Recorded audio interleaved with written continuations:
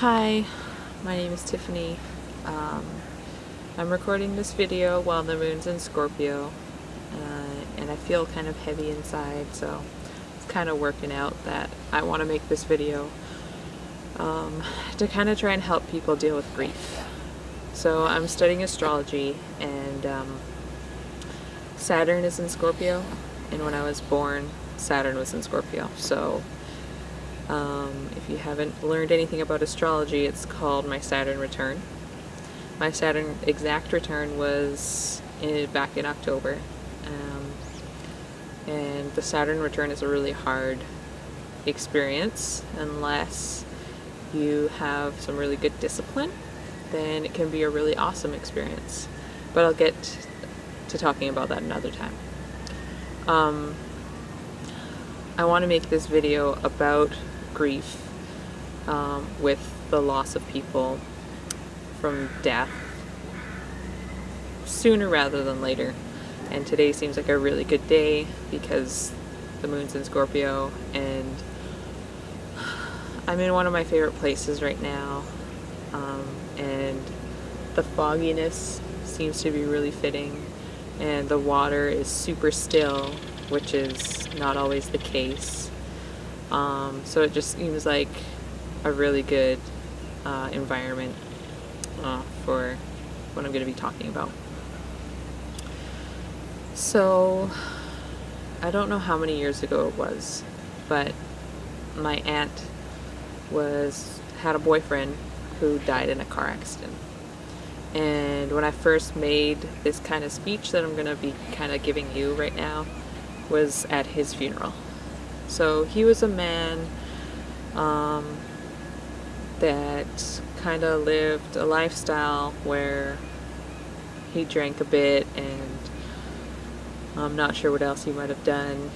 There's been things people have said, but I know for certain that he did drink.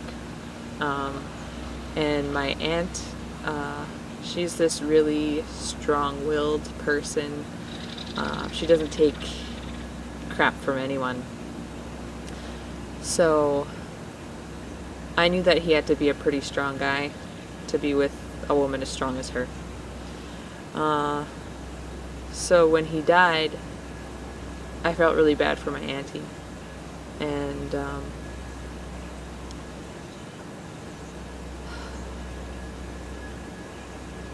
for me personally, my relationship with him, I didn't have a strong connection, but he was important to me because he was important to my auntie. And I could tell that he loved hard, which is something I could respect. And he was kind of a goofy guy. So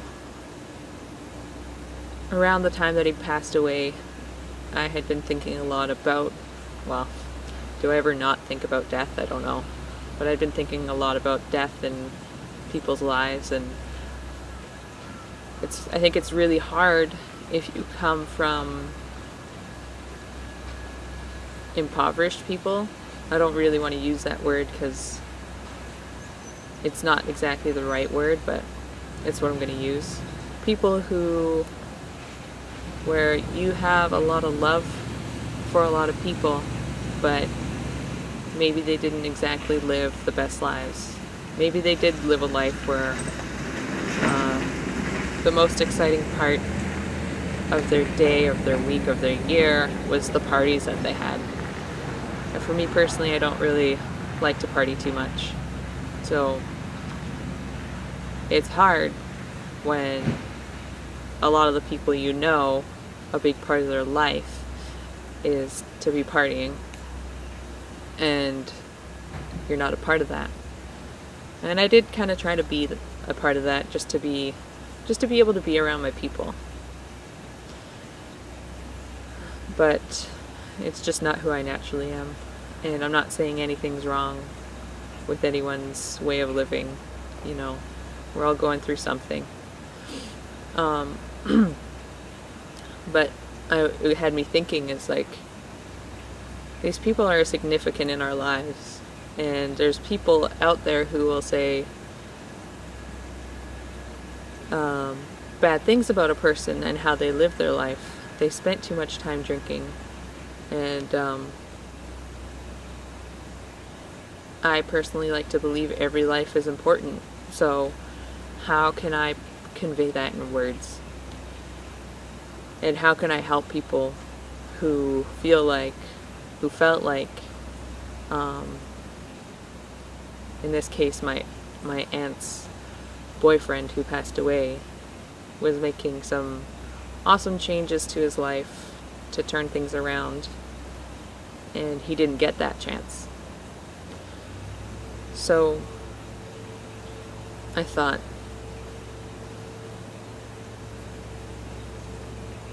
it's important to remember all the positive experiences that you have with somebody. When somebody dies, you feel guilt, you feel regret, you feel like they were taken away too soon, and it feels so unfair. And those are very valid feelings, and don't want anyone to think that they're not. So I encourage anyone who's feeling that, just embrace it. There's no use in denying it, no use in trying to paint it in any other way. Just have that feeling, those feelings, because you fucking deserve them. But once you come out on the other side, take the time to be grateful for that life you lost. If it was too short, just be glad you met them. If they were turning things around, be grateful that they even had the chance to have their eyes opened. So many people live their lives completely in a cloud and a fog. And these could even be successful people.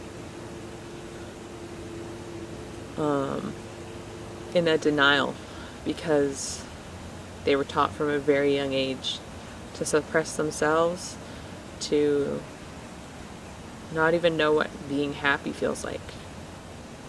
So if somebody's trying to make a change, they are trying to learn a new way to be happy. And the new way is kind of like the old way, actually, the way that they were born to feel happy. And it's not an easy transition. So at least they were opened up to that. Maybe you are a part of that. Maybe you are a part of them realizing, hey, I actually haven't been happy, but I want to be happy. This person makes me want to feel happy. And I think it's a truly amazing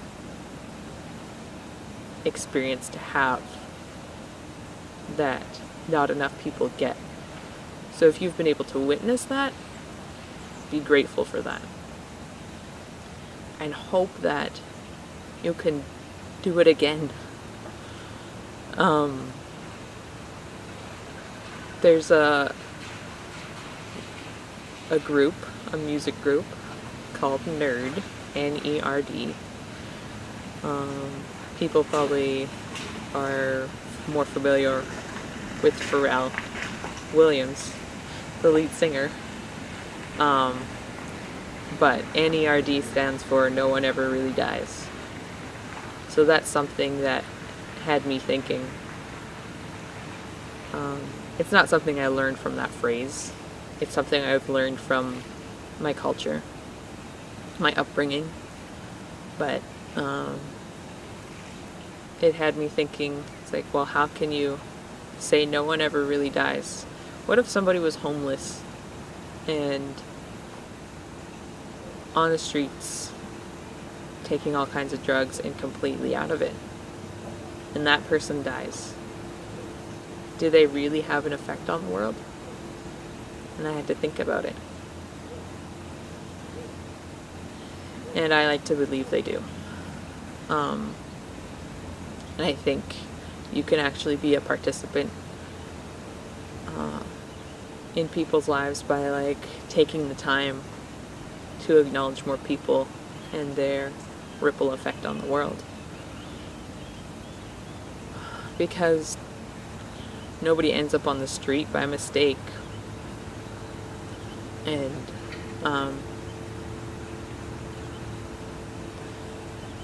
there isn't a person who hasn't done something nice for somebody else.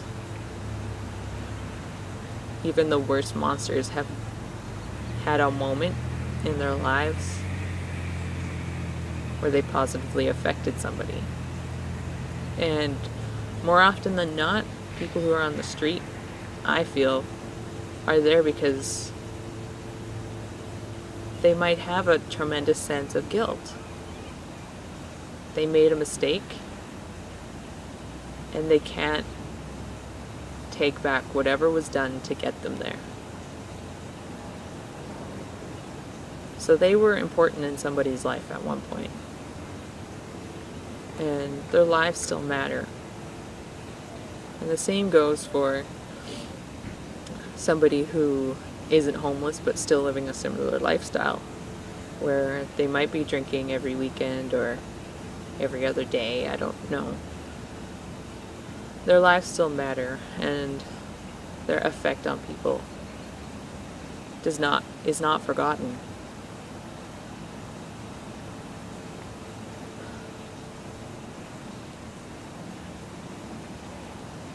My mother is alive, but she's an alcoholic, and I personally didn't experience her as an alcoholic until I was like a teenager. I did experience her alcoholism during my childhood, but it wasn't something that felt like it was a problem in my life until I was a teenager, and that was after she went to rehab.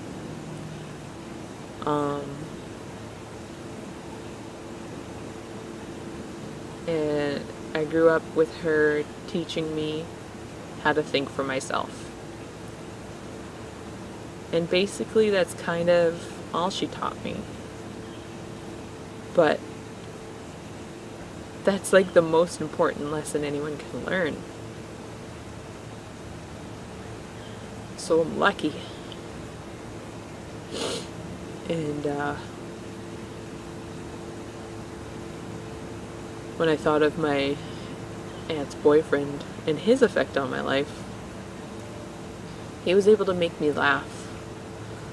Part of the time was because he was being an idiot and saying stupid stuff, but he was still able to make me laugh. And he knew how to take a joke. He didn't have a huge ego, and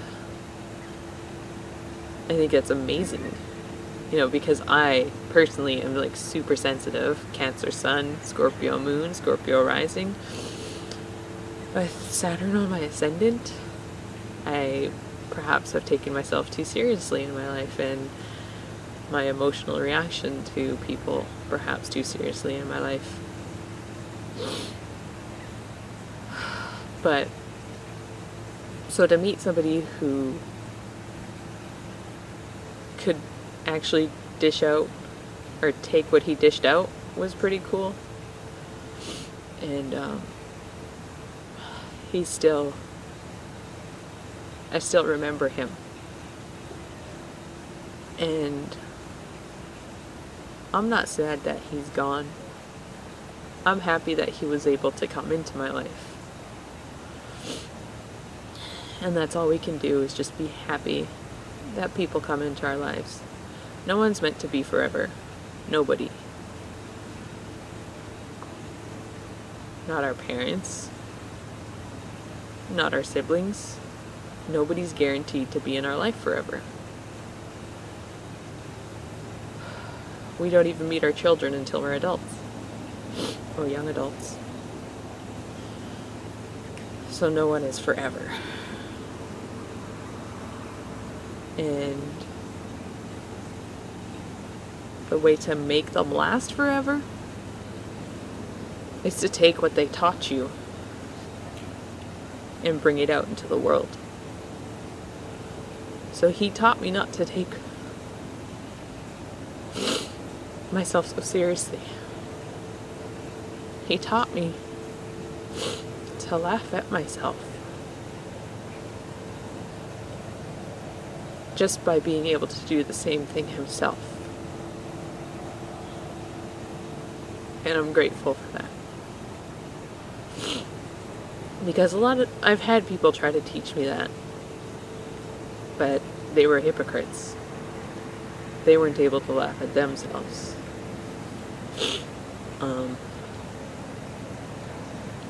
So I took that forward from Todd, and I'm very grateful. And my grandmother, she passed away when I was about 19.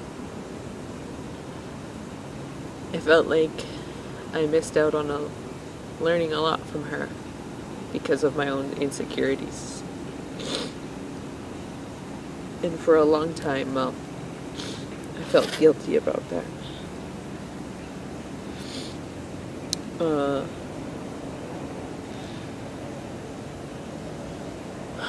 But what I took from her was that it's important not to give up on anyone. She had 11 children and she raised them all on her own because my grandpa passed away. I should say she raised 10 on her own because her oldest passed away before she reached her 20s, and my grandfather died soon after that.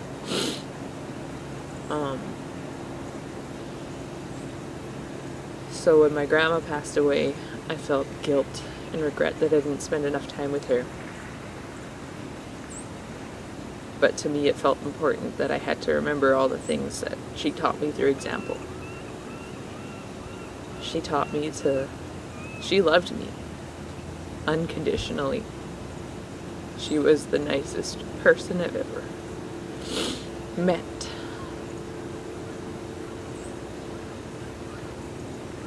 So all I could do is try to follow her example. Be that level of kindness and bring that out into the world. I was so grateful for her kindness and love. So I do my best to take that out into the world.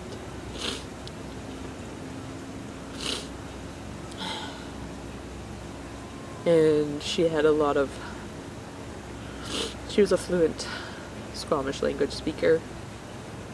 So that's something I still want to do and learn and bring it out into their community. And I hope that I'll be able to do that sooner rather than later.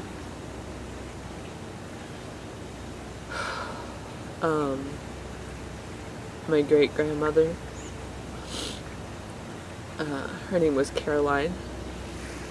Everybody knew her as Granny Betsy. She died when I was 5.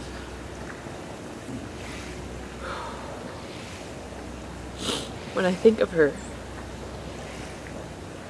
there's an incredible warmth, an incredible amount of love that I feel when I think of her.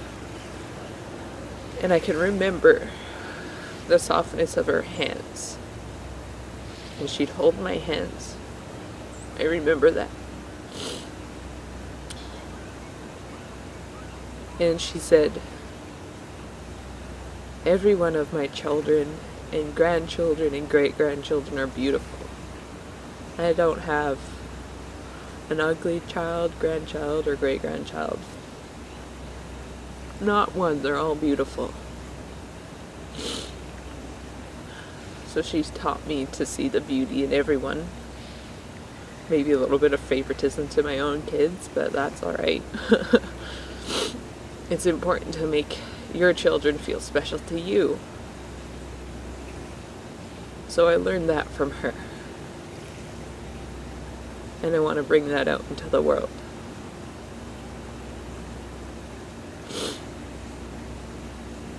And something I've learned from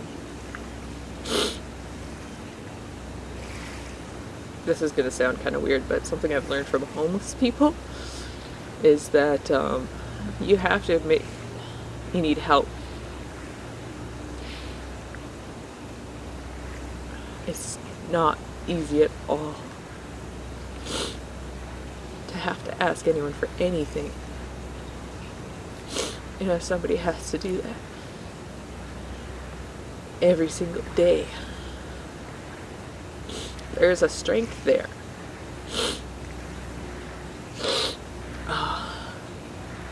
And it's a humbling thing, you know, because they probably should have asked for help sooner, but they missed their chance, and you know, they don't really have much of anything. And when you talk to them, or when you give them something, the amount of gratitude they have for what little you're able to give them is amazing. I don't care how they use it, because I know how hard it is to ask. I know how embarrassing it can feel. And to be able to have people tell you no a million times.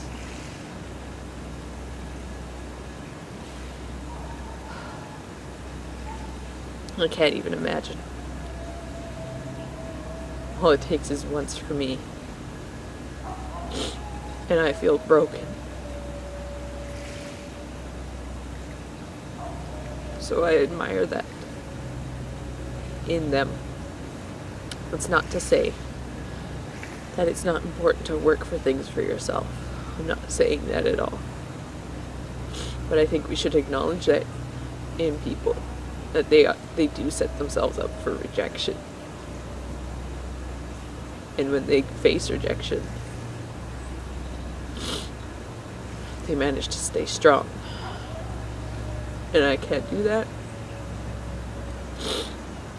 So I respect that. So the point is, everybody, every life, no matter how short somebody's, I guess transit is the word that's coming through my mind. No matter how short somebody's transit in your life is, it matters. Even if it was a negative experience, they taught you something. If you lost a baby, you were able to know what it was like to create life. You were able to know you were capable of loving something unconditionally. And you were able to know something loved you unconditionally. Someone felt like they belonged to you.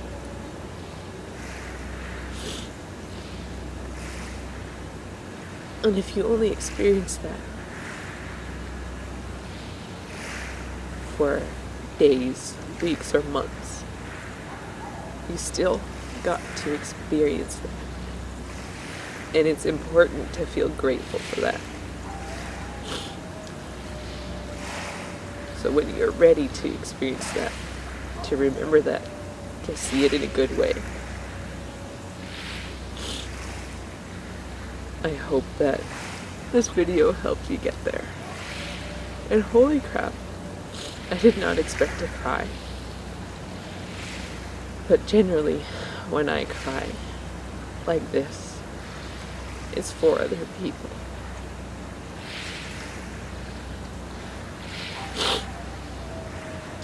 There's a lot of people who are sad about the people they've lost. Children, grandchildren, nieces, nephews, cousins, mothers, fathers, grandmothers, great-grandmothers. They're grieving for the fact that their children didn't get to know somebody important in their life. But they're not lost. You have that love that they gave you. So the way you keep them alive is by giving it to the world. That's your duty to the person you lost. That is how you keep them alive. And that's it.